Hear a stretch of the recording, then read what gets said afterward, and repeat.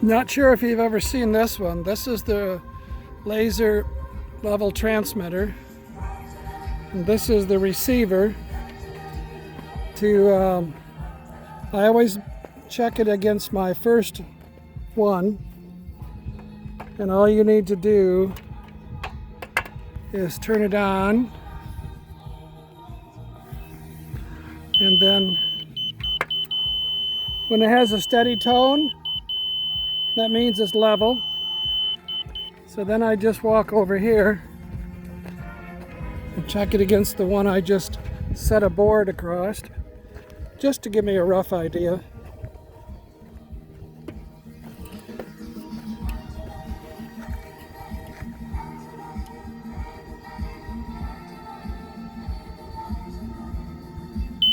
So now this one is about 6 inches, 8 inches above the ground. So I'll be back to you in a minute.